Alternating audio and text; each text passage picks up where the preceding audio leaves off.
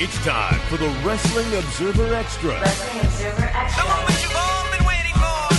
The undisputed, most diabolical villain in the world. With Dave Meltzer, right here on The Law. Live audio wrestling. Let hour two begin. Meltzer first. So, Dave, we watched No Mercy. You watched No Mercy. Overall, what did you think of tonight's show that had a lot of hype going into it? Yeah, I thought that the show started off, I'd say the middle of the show was really good. The beginning of the show was okay, and the last two matches were a letdown. Yes. I don't know that the Cruiserweight match, I guess it was a letdown in some ways. I didn't have any expectations for it, so it wasn't a big letdown. But it wasn't a good match at all. And then Lesnar and Strowman was the letdown of the night, without doubt. Any reason? Have you heard anything, Dave? Like why it was such a short match, and he just kind of defeated Braun so quickly? I was surprised it wasn't more of a lengthy battle like they did at SummerSlam. Yeah, I think the deal was that they felt that Brock had such successful matches with Bill Goldberg and Samoa Joe by going short. So the idea is like nothing but big moves. The same formula that they did in those two matches, nothing, just big move, big move, big move, and then a finish. And for whatever reason, that worked like a charm with Goldberg, and it worked like a charm with Joe to a degree. I thought that I wasn't as high in the Joe match as a lot of people, but for what it was good. But for this one, it just was flat. I don't know what it was. It had something to do with, I don't know what it was. I don't know if it was the crowd. I don't know exactly if it's Strowman not being familiar with what to do. I'm not really sure. I just think it was the fact that A, the match went so short, and B, him beating Strowman with just one F5. To me, it was the same thing that he did with Joe. Like it just one F5. I think the deal is that he's going to do this to everyone until he gets to Roman Reigns. Wow, because Strowman has just been built so well as this strong, big monster, and I think really they hurt him tonight with having him get beat so quickly. I agree with you, and I think they'll probably do something tomorrow night on Raw to try to rehab him. But it was the exact same thing as they did with Joe. I mean, and Joe was hot at the time too. Mm-hmm. Now Joe, we can't say did it hurt Joe or not because Joe got hurt right away, so Joe's been out of the picture. But I think that's just the thing is that Brock beats everyone quickly until he gets to Roman Reigns, till they have the Brock Lesnar Roman Reigns match. Is Brock Lesnar booked for TLC? I don't think so. So he's off for that. I don't think so. And then he's back for Survivor Series, I would presume. I would presume that too, yeah. So that would probably be, who could it be? Finn Balor? That's what we were just talking about on the show. There's some unfinished business there. So yeah, I mean, Brock and Finn Balor were supposed to do a match between, before WrestleMania.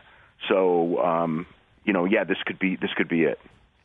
Along with that, tonight we, of course, had the John Cena versus Roman Reigns match that was built. Reigns goes over here. I think the more interesting conversation was comments that Cena had made both on the Edge and Christian podcast and then the after show tonight as well in regards to how much time he'll be spending in the WWE. It really seems like in his head, Dave, he's taken a step back.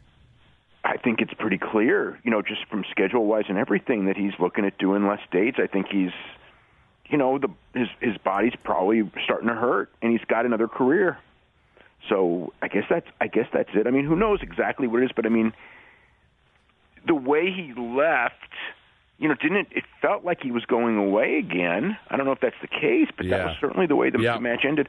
Like this match, or at least the finish of this match, was the finish that I figured to be the climactic match of their series. I figured this would be a series. I was shocked when I saw it because when it was over, it was like, okay, he already endorsed him. That's the end. Mm-hmm. It's like they were, after all those great interviews, it's a one-match program because I figured it was a one-match, and Cena could win the first one. It's a one-match. Although I saw most people have had Roman Reigns winning, but still, Roman Reigns could have won and they could have done controversy. But when it's Roman Reigns kicking out of John Cena's finisher 4 times, and then or 3 times actually, and then Roman Reigns beats him with his first spear, it's almost like, okay, that's the end of the feud right there, because Roman Reigns has already beat him now. And so the big question is, Dave, did this help Roman Reigns in any way? Because I don't know if it did. I don't know either. John Cena endorsing Roman Reigns didn't make a difference. No. You knew it wouldn't make a difference because we've seen that with if The Rock didn't make a difference, John Cena's not going to make a difference. And it's the same thing if you remember when The Rock endorsed when The Rock endorsed John Cena a couple of years ago after John Cena beat him. Mm-hmm. Nobody wanted to see it. Yeah. And I think that after all the words between the two guys, I don't think that anyone, again, this was too early for John Cena to endorse Roman Reigns. I knew that in the end that's how this ends, but, it's like you go with these promos and then you do that. That's almost like watching UFC where like the guys, kill each other on promos and at the end go, well, we were just trying to build up. That's we're right. just trying to build up the match, and of course, we really like each other, and it's like, that's what this became off like. And that's exactly what it was like on Raw Talk after the pay-per-view where Cena came out, and it's just, I felt, you're just trying to ram Roman Reigns down everybody's throat, and when you try to do that, the fans instantly rebel against it. It's a 2-year-old story. I've never seen anything like it in the history of wrestling, ever. Yeah. To be honest with you, when he was when Cena was holding Roman's hand up there, I was hoping Roman was going to clothesline him, right? Or do something heinous to him after this and make that turn. But I guess that will never happen. What'd you think of the women tonight? Yeah, Dave? I thought they were over. I thought that they had a better match than I was expecting. Yep. I thought they had a good match. I thought it was Nia's best performance. Couple dangerous spots. Hello? Yeah, go ahead. I thought it was Nia's best performance. Without a doubt. Without a doubt, it was her best performance. Yeah. All right. Well, that's good for as far as No Mercy goes. Now, on Friday night, we haven't talked about this yet on the show, but Ring of Honor had a pay-per-view, Death Before Dishonor. Thoughts on that one? I thought it was a good show, too. Again, similar in the sense that one, I mean, the main event wasn't as bad, I think, as this one. but I mean, because I thought that the match was good, but then the finish felt like it was it came too early and out of nowhere.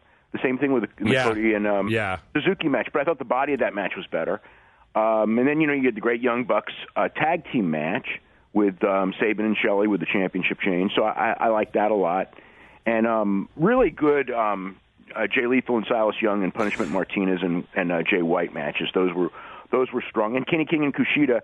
What a performance by Kushida. I think Kushida was again, I am not including the New Japan show, but of the 2 pay-per-views in the United States, I thought Kushida was the best performer of the weekend. Mm-hmm. I was really surprised by Jay Lethal and Silas as well. I thought that match was really fantastic. Were you a bit surprised with the thing with the Briscoes and Bully Ray? Because I think a lot of people thought Bully Ray was going to be the one making the heel turn here, and they made it Jay Briscoe. Yeah, that's what I thought too. I thought the same thing, that he would do that. So it looks like it's going to be maybe Tommy Dreamer and Bully Ray against the Briscoes as the program, which it seems to me like there might be something more, though, because Jay they gave the impression Jay was acting on his own without Mark. Very much. But Mark was probably going to go with him, but probably not understanding him at the same time. I think that's kind of like what the storyline looks to be, where you're going to be loyal to your brother, but you don't understand why he did it. Yeah, I just thought that was kind of a weird little twist, because it seemed the obvious one seems to make Bully Ray the heel in that scenario, and then, like you said, he gets a partner. And maybe that goes back to Jay and Mark against each other at some point. I don't know. Could be. Yeah, could be. Other news coming out of Ring of Honor this week is Cody Rhodes, signing a contract and a lengthy contract. Is it 3 years, Dave? I don't know. I don't know the term. Is that what it says? It was 3 years? I heard 3 or 4. Yeah, 3 or 4. Like much longer than what you'd expect with the way people sign nowadays, right? It's usually like a year, maybe 2 years. Yeah. I mean, I knew he was signing. He's pretty committed to doing this, but I'm surprised 3 years. That's a long time, especially in this day and age. Yeah, because especially because the lay of the land in this industry may change greatly, even in the next year, let alone 3 years to make that like with the Young Bucks, they did sign for 2 years. But again, by the end of next year, I mean, who knows what's going to be where? I mean, everyone's sitting there, and obviously you could tell in the Cody Suzuki match with the Daniel Bryan stuff. I mean, he's obviously sitting there waiting to do a program with Daniel Bryan. Yep. So for him and for Ring of Honor, if that happens, I would think that would be gigantic, don't you? Oh yeah, that would be huge if they get that match in a year's time or whatever. Yeah, and if they keep the title on Cody that whole time, and they bring Bryan in and he wins it. Yeah, that would be huge. And they're getting more dates with Kenny Omega now that he's got his visa issues settled up, because I know he's doing four dates in October. Mm-hmm. So and several dates in November as well. So he's going to be around. So one would think, just from the New Japan storyline, that we're at some point going to go with Kenny Omega against Cody.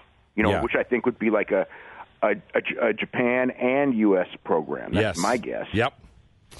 Well, from that good news, we also have to talk about no longer GFW. What will it be next week? It's Impact again. And Bound for Glory has been announced for Ottawa, so coming up to relatively close to where we are, a few-hour drive away. Few ramifications of this. Number one, as I mentioned, Jeff Jarrett out, GFW now out, just going to be called Impact. But to me, the biggest thing that comes out of this, Dave, is Jim Cornette no longer being a part of the promotion. And in my opinion, he was the best part of television over that last tapings. Absolutely. I was so disappointed. Yeah. It's funny, when he came in and they did the thing, and it was like, when he came in, it was like, oh, you're the big surprise. And it's like, I'm so sick of surprises, and I'm so sick of authority figures. But he was really good. Yeah. So after that, but he's hired as the head of authority. He's there for like whatever it is, a month. It's not even, or even that, whatever it is. He'll be through this taping, and then like Bound for Glory, he's already gone because it's in Ottawa, because he's not going to come to Canada. Yeah. Are you just like, it was I don't know. It's just usual. It's just I don't know. It's like storylines that go nowhere type of a thing. Yeah. Are you surprised it's in Ottawa, Dave? Because to me, Ottawa doesn't strike me as a hardcore wrestling city. Like, I think it should probably be in Toronto or something along those lines, where they can at least know they'll get some people coming. Ottawa, I think they're going to have trouble drawing. You know better than me when it comes to that, but I thought for sure it was going to be in Toronto. But I didn't know the building. But, there's so many buildings that are in the Toronto metropolitan area that, indie promotions run. I know I get all those things every week. It seems like there's something in the area. So they've got places, and you would think that there's, they could at least draw, like if they go to a 500, it's got to be suitable for TV. So I guess it would have to be a little bit bigger than 500. But let's say they had a 1,200-seat building. They could probably get a respectable crowd. I don't know. Like, Ottawa, perhaps for Bound for Glory they'll do okay, but I'm wondering about those TV tapings, especially with that many days in a row, because in Orlando it's the tourist crowd. Right. You get some hardcores, maybe 100 or so, but they're also not paying for tickets, and I think that this would probably be paying for tickets. I'm not sure for the TVs, and if you're going to ask people to pay for tickets and it's like 6 straight days in Ottawa, I think that after day 2. You may have some really small crowds. I think so, too. I think it's going to be really hard to get that many people in Ottawa. I think if they did it here, they could at least have a chance at it. But there, it's going to be really tough. Yeah, the population-based difference, and also Toronto's like a much bigger wrestling city. Yep. Ottawa's never been a famous wrestling city at all. Even if you went to like Quebec City or Montreal or something, right. They've got great histories, but Ottawa's just just a city on the way somewhere, It's true. It's capital as far as politics goes, sure. And there are lots of politics in wrestling. So maybe that's what where it is. going. TNA wants to go where the politics can happen. Okay. On that note, we're going to say goodbye for this week, Dave. But in the Observer, what you got for us? Coverage of all these shows, the New Japan, the follow-up to No Mercy, and how they rehab Strowman because they have to, and hopefully find out exactly what's going on with Lesnar next. And more on Bobby Heenan, right?